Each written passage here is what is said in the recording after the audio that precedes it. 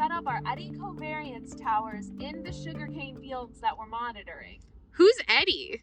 Oh, silly. Eddy covariance is our equipment where we can monitor all sorts of things about crop productivity. So one of the interesting things about our work is that we're looking at sugarcane productivity, but not just for sugar production. We're also looking at how we can use it for biofuels, such as gas.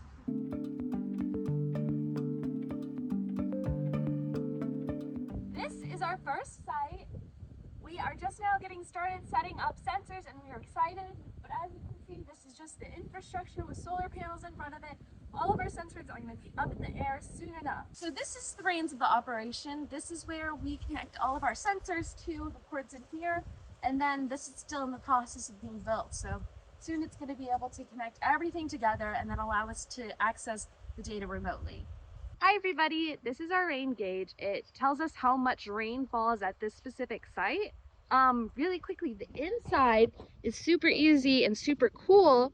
The rain falls through here and then it fills up with water in these little tins here. And then when it gets heavy, it flips to the side and this little sensor counts how much it flips. And then the wire connects and sends it all the way over there to where Tess is.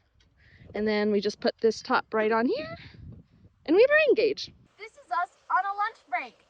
It's 80 degrees. 80 degrees in November with no clouds to cover up the sun and no shade at this field. Woo! Woo! So right now we're in a sugarcane field, which is very clustered and it's very tight in here because the cane is so big. But really quickly, I want to show you the difference between energy cane and sugarcane. So this here is energy cane. This is going to be, you can see it's tall and narrow and straight up, and the stalks are pretty skinny. But if you look over here at the sugarcane, you can see that the stalks are thicker, and even like this one here is being dragged to the side, and you can see they're all leaning over a little bit. That's because the sugar is heavier, meaning it's being weighed down by the sugar, while our energy cane over here has more fiber to keep it up, straight, and strong. This is our second site. So the idea behind eddy covariance data is that it will calculate the amount of gas fluxes from a given footprint, which is the area under cultivation that you want to study. The way footprint is calculated is using our sonic anemometer, which Sneha's going to be pointing to, and that tells you how fast the wind is going and which direction it's coming from, so you can figure out where those gas fluxes are coming from and if they come from the field that you're interested in studying. Our sensors for those gas fluxes are going to be our CO2 sensor, so carbon dioxide, our methane sensor for methane, and then our radiometer for radiation. And then of course we're also collecting a bunch of other measurements like temperature, rainfall, humidity, pressure, which the sensors are around a little bit lower. This box sends us our data that we've collected from all the sensors. So this here is the modem, which establishes an internet connection to allow the data to be sent to us. This is the smart flux, which processes the data and turns it into things that we can use for our analyses.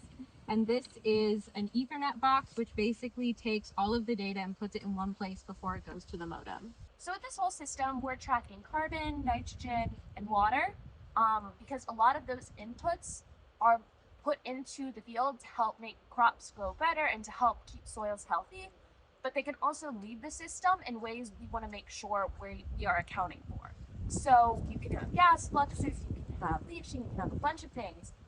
So we're trying to figure out how much is going of those nutrients is going into the air as carbon dioxide or methane or nitrous oxide, and how much is going into plants, because we want to keep nutrients in the soil where they can help plants grow better and keep the soils healthy.